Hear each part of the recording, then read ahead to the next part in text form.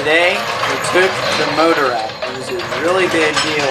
We managed to get it done all in one day. Here's some video showing just that.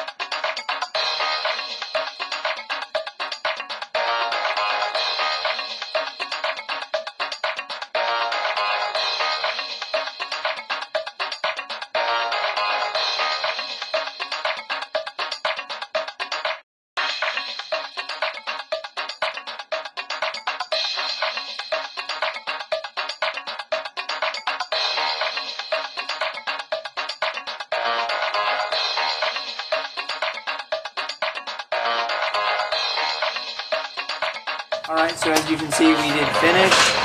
The motor's right over here, and we're going to jack the car down, wheel it back farther into the garage so we can start working on that rusty hole we started with.